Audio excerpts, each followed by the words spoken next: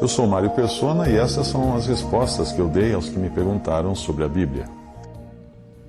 Eu recebi o link que você enviou para eu visitar ler um texto intitulado Segurança da Salvação. E depois de ler o texto, eu vi que você indica como fonte, eu não sei se foi em parte ou em todo esse texto, a Bíblia de Estudo Pentecostal. E esse texto só confirma a opinião que eu tenho sobre as más doutrinas pregadas pelos pentecostais. E, por tabela, por essa tal de Bíblia Pentecostal. O texto já começa negando a própria Bíblia ao citar o versículo de 1 João 5,13, para depois afirmar que João não declara em parte alguma da carta que uma experiência de conversão vivida apenas no passado proporciona certeza ou garantia de salvação hoje. Ora, nós só podemos ter uma experiência de conversão e ela é no momento em que o Espírito de Deus nos incutiu vida. E foi no passado de cada um convertido. No momento em que ele nos convenceu do pecado, que ele nos levou a crer no Salvador. Se não for essa experiência de conversão que me tornou salvo, então qual experiência seria? Aí o autor do texto vai martelando, dá uma martelada com a sentença final. Supor que possuímos a vida eterna, tendo por base única uma experiência passada ou uma fé morta, é um erro grave. Eu não imagino quem seja o autor dos comentários dessa tal Bíblia de Estudo Pentecostal, mas certamente ele não crê na palavra de Deus. Por quê? Ora, o próprio João está afirmando que escreveu a sua epístola para dar a certeza da salvação àqueles que um dia foram salvos pela fé em Cristo e no seu sacrifício na cruz. Veja só, o sacrifício único que João escreve. Estas coisas vos escrevi para que saibais que tendes a vida eterna e para que creiais no nome do Filho de Deus. 1 João 5,13. Imagine alguém chegar para João e dizer: puxa, João, que ótimo aquilo que você escreveu, agora eu sei que eu tenho a vida eterna. Agora imagina João dizer o seguinte: amigo, não me leva a mal, mas você entendeu errado. Eu escrevi para você saber que você tem a vida eterna, mas só quando você tiver alguma outra experiência que não seja a sua experiência passada de conversão. Aí então vem o resto do tal texto que você enviou, onde o autor segue tentando desconstruir a certeza que João dá aos que creram em Jesus.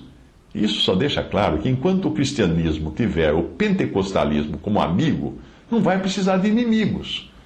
O texto mostra 9 maneiras de sabermos que estamos salvos, o que, na verdade, coloca 9 dúvidas para tornar miserável a vida de um crente sincero que caia na besteira de acreditar no que aquele autor escreve ali.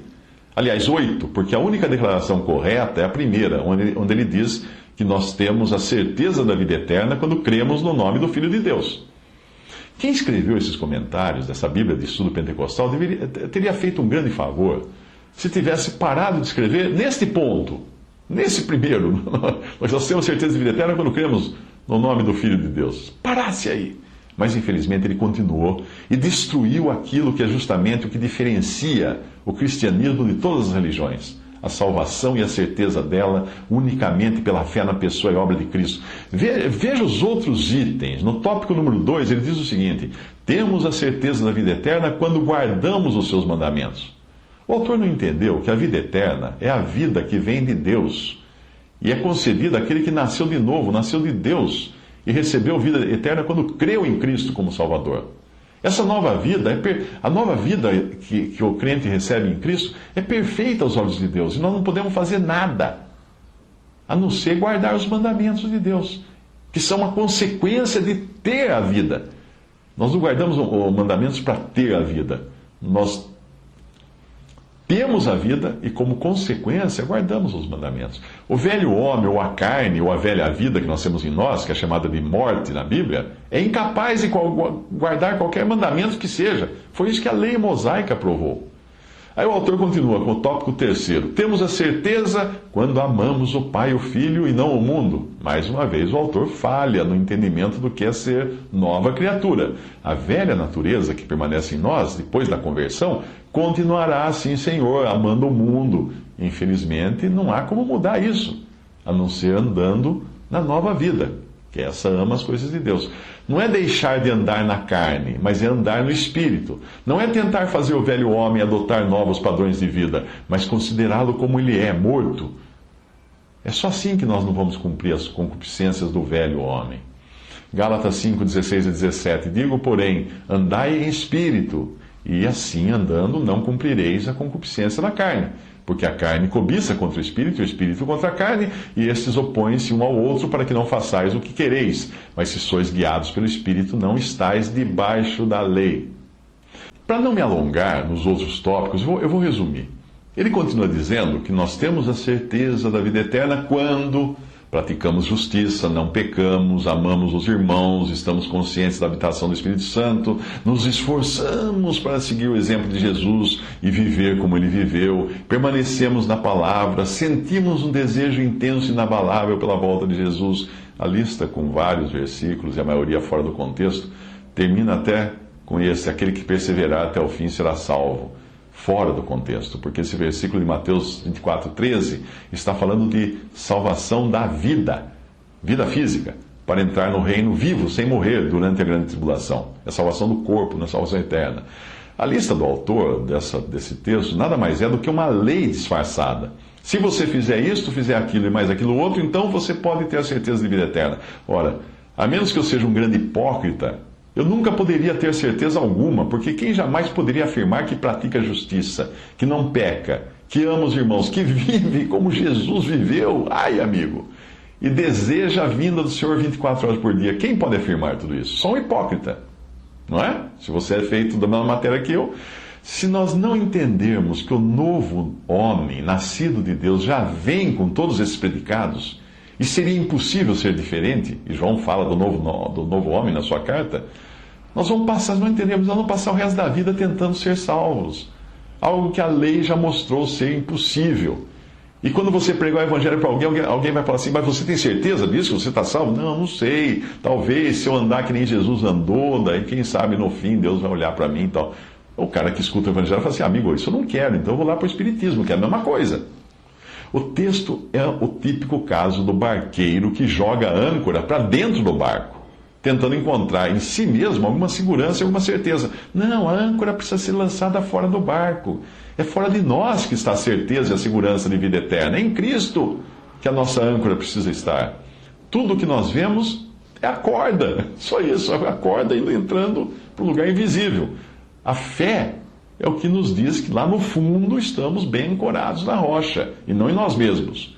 A âncora daquele que crê em Cristo está no céu, firme naquele que não pode falhar, e não em nós mesmos, sujeitos a tantas falhas.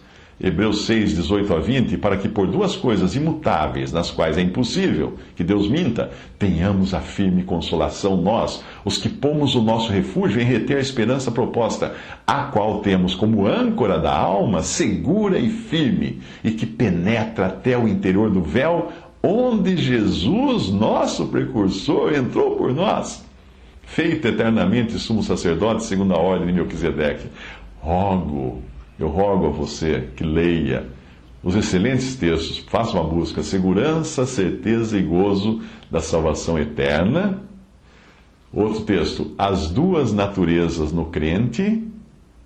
E outro texto: nunca. Sim, esses textos você vai encontrar facilmente fazendo uma busca na internet. Sem esses textos, os meus comentários ficaram incompletos, já que não apresentei muitos versículos bíblicos, né? Para não alongar demais. Mas os textos complementares que eu estou indicando falam por si mesmo. Enquanto isso, dê um fim nessa Bíblia de estudo pentecostal, porque ela traz veneno misturado com alimento. O texto bíblico é o alimento, mas os comentários são puro veneno. Lembre-se de que veneno de rato é fabricado 99% de milho e 1% de estricnina, mas é o suficiente para matar. É triste quando se usa uma Bíblia para insinuar doutrinas errôneas e malignas. Lembre-se também de parar de olhar para si mesmo, na busca de algum sinal de que esteja salvo eternamente, a menos que goste de ser hipócrita e fazer pose de salvo por suas próprias obras. Você não vai encontrar essa segurança em si mesmo, ou no seu modo de andar, ou nas suas obras, na sua fidelidade. Você só vai encontrar segurança em Cristo e naquilo que Ele já fez de uma vez por todas.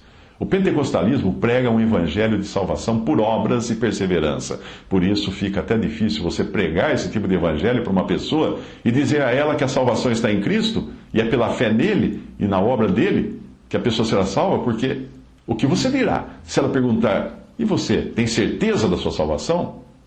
Baseado na lista que o autor deu, se você afirmar que sim, você está sendo hipócrita e mentiroso, porque eu tenho certeza de que você não seria capaz de assinalar todos os itens ali como missão cumprida. Se você disser que não tem certeza de salvação, porque ainda está fazendo a lição de casa, o outro, para quem você está pregando o evangelho, pode argumentar: bom, então volte a falar comigo quando você tiver essa certeza, porque como você quer que eu acredite em algo que nem você está seguro se vai funcionar para você no final?